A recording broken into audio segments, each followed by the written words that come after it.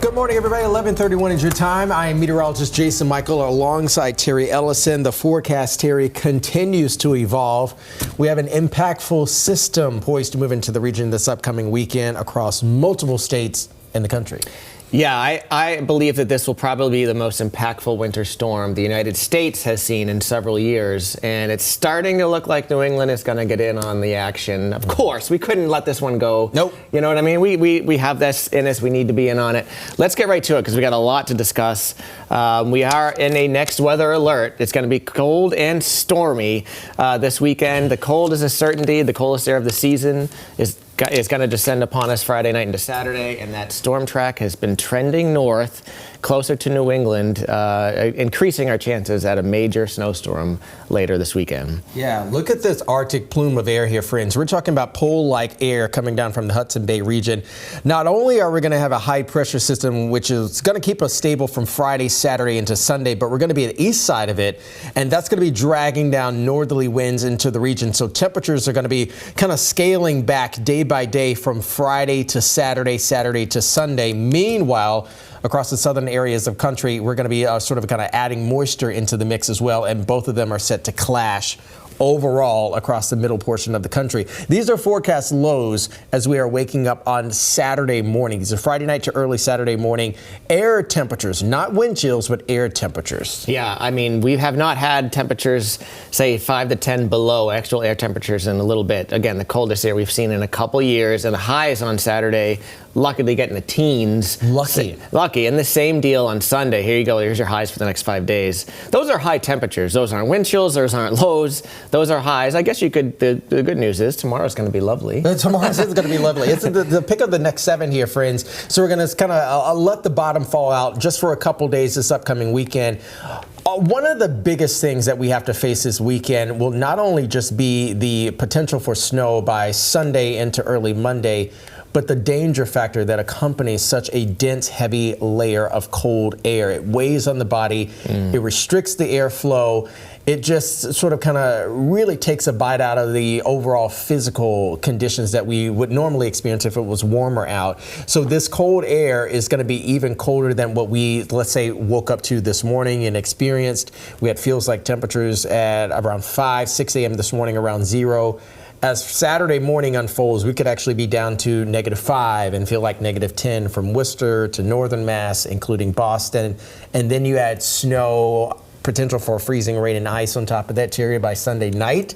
It just makes for a really tempestuous type of into the weekend. Yeah, and we haven't really mentioned, but heading up in central and northern New England this weekend, we're talking about temperatures, lows maybe 10, 20 below actual air temperatures. So if you're heading up skiing, just beware. You got to really bundle up. But on to the winter storm. This is undoubtedly going to be the biggest storm of the season for most of the country. And again, the trends have been a little bit northward. There's going to be dozens of states covered in ice and snow. I expect that by later on Thursday, we're going to start to see blizzard and ice storm warnings for several states. And again, the track has changed. We'll get to that in a second. What we do know right now is that a major winter storm is going to happen. What we're working on is the timing, the impacts, and of course the ultimate snow amounts here in New England. And it's 4 days out. So I think at this range, and this is typically the range where, you know, it's a little bit early to talk about specific numbers and locations and fine details, but we can certainly start honing in on a solution at this point. Honing in on a solution, talk about the potential for impacts, even if they are moderate impacts to high impacts to moderate impacts. Yes, we know we're going to get snow. That, if not always, impacts the roadways for us here. And even, you know, snow across major airlines and also major airports, hubs that also roll tides through the country as well. When you talk about snow happening in areas south near Atlanta, for instance, that is a major hub across the lower 48. We also have impactful snow, cold conditions in Chicago, Minneapolis today, tomorrow, and likely on Friday.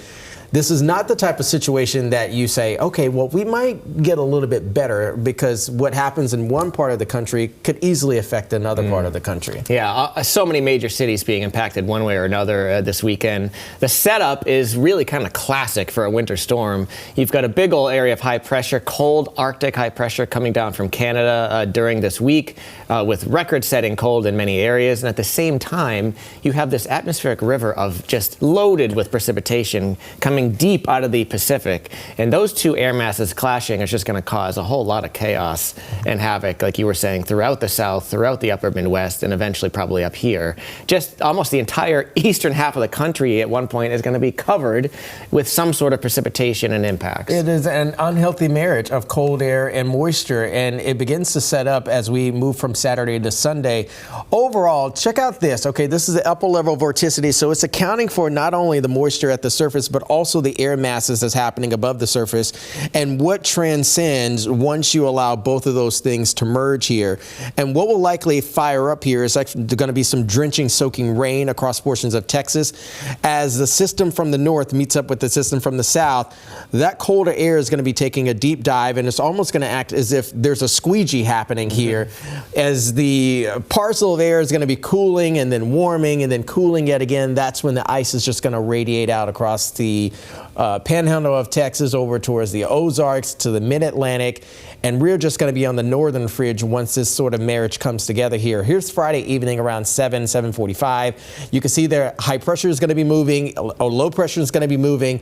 But I feel as though, Terry, when you're looking at this, we not only have a very strong area of high, we also have a very strong area of low, and it kind of remains to be seen which one is going to win out. And I think the low is going to win out with this. Yeah, in most places that's the case. I think actually that was the big change in the models overnight. Was yesterday it looked like that the air was going to be, that high pressure was going to be so dominant that it might keep this thing sort of suppressed to our south. But it seems now that that low pressure, the storm system is going to be even stronger and therefore exerting more force northward.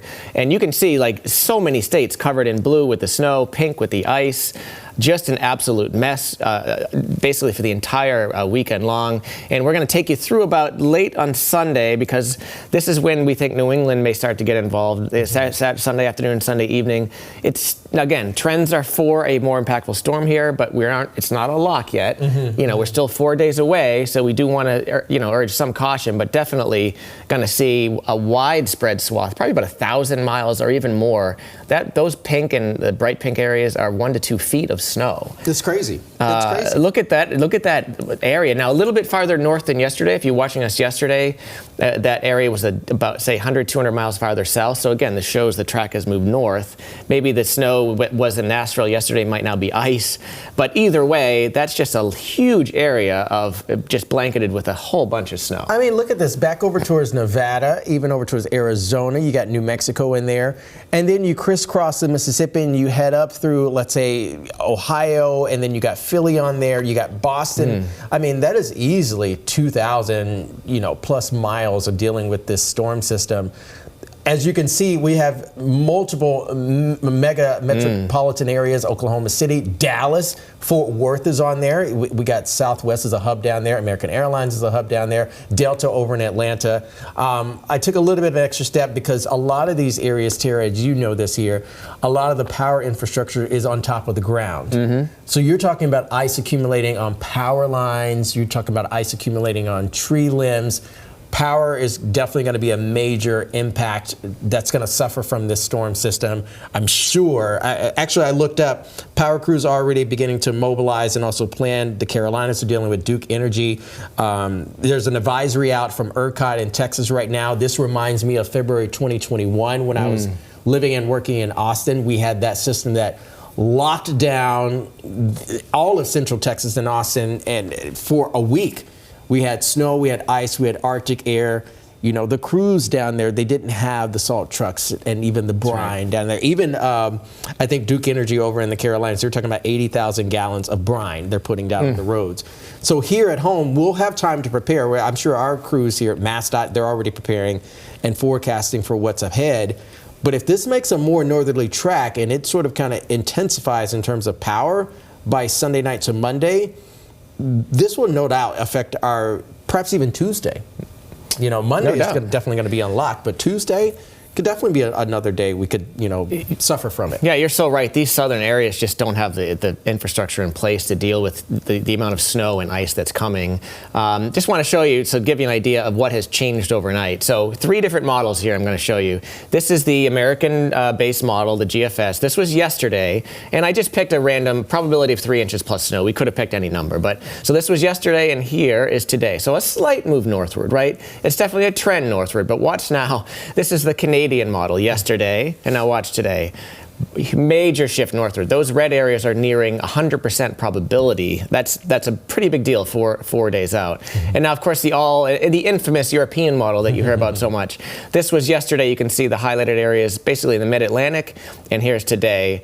A huge shift northward. So this is why Jay this morning and a lot of meteorologists are sort of lighting up today with, hey, things are sort of changing. And again, doesn't mean it couldn't shift the other way. It probably will at some point, but the trend is definitely towards a more impactful storm here. And people at home, they may be wondering, and we always say, sometimes we joke, we're only in sales and not management, okay? We can only do so much in terms of tracking a storm. Obviously, we are the mouthpiece. Storms can move, they wobble all the time. Tropical storm systems, they move and kind of flutter around a little bit.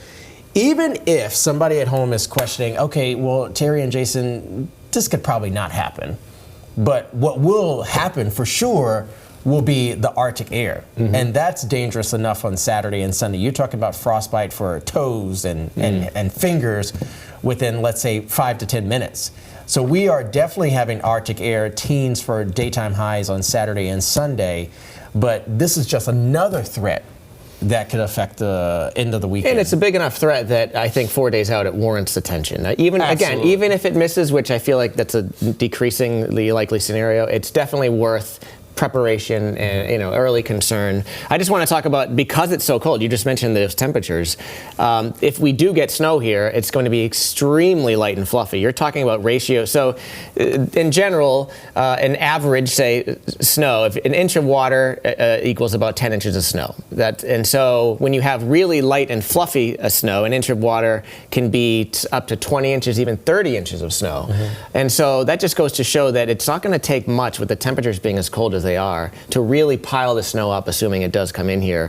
And that's why I think, and this is, I prepared this slide. I wanted to kind of, we don't want to be hyping it. We don't want to, cause any undue concern, but it is worth at this point talking about what would be the worst case scenario here. What if the storm did make a direct hit on New England? And I think, it would be a prolonged event. There's a chance that this thing could go on for 24 to 36 hours, well into Monday. And again, with that fluff factor, with that prolonged event, we could easily see amounts over a foot, without a doubt. Absolutely. I mean, even on Sunday, we had 6.5 down on the South Shore. Right. And that was pretty quick. It was pretty beautiful. Quick. Yeah, exactly. Add another, you talk about different characteristics of this type of snowfall versus last, and then you add another half foot on top of that. Even just a couple inches on top of that could certainly impact a lot of automobiles that may be front-wheel drive, for instance. Yeah, so again, with the possibility of a foot, maybe even 2 in a lot of areas, all the way back from the Midwest through New England, what I think is almost certain is that this is going to be a major impact on travel hubs, on airports. If you're traveling at any point Friday into early next week, good luck. I just think, I believe a lot of airports may be shut down for multiple days, and again, assuming New England gets in on this, Logan could be part of that. So all you can say is, stay tuned. It's been a while. I just threw this graphic in there. It's been 4 years since we saw a snowstorm with 6 inches or more here in Boston. So it's been a while. We like to think of ourselves, New Englanders, we've had this stuff before. We can deal with it. It's been a while. So this is just to note that we have not had a major snowstorm here in several years. And again, if this one comes to fruition, I think it's going to be a reminder of the old days, the good old days. It can only take one. It can only take one. I mean, and also it's a bit nostalgic having the Pats over in the AFC Championship, and we're talking about winning winter storms here. We mentioned earlier, Terry and I mentioned earlier on social media, we have a live social media, at least not a live social media, but we did a little bit of a quick hit over on Instagram, whereas we were talking about, even though the Pats over in Denver, they're not going to be necessarily dealing with this for Sunday, they're going to be dealing with colder temperatures. So temperatures not going to be in the 50s as it was showing a couple days ago. They're going to be more or less in the mid to lower 30s for the start and finish of the game. But this could also impact the Pats getting back home for Monday, or at least Sunday night if they're trying to get back home here too. So, we're going to be thinking of our boys out there and cheering them on. Yep, so there's your 7-day. We've highlighted Saturday, Sunday, and Monday, all with weather alerts. Again, for a combination, at least at the beginning, for the cold, and then as we get towards later Sunday to Monday, for the chance of that major winter storm. So all I can say is it's definitely important you stay tuned. Jason will be on here in a little bit. He's coming on tomorrow morning. We have updates throughout the day, throughout the next several days. We'll be on YouTube, we'll be online, we'll be on BZ.com. And we'll be on the air, keeping you updated every step of the way. Absolutely, both on air, on the stream as well, on social media. If you have any questions or even some reports there over the next few days, it's a great time to sign up and be a weather watcher. We're going to be depending on you through the weekend, everybody. Like, subscribe, and we're going to keep you updated every single day. We'll see you today at noon.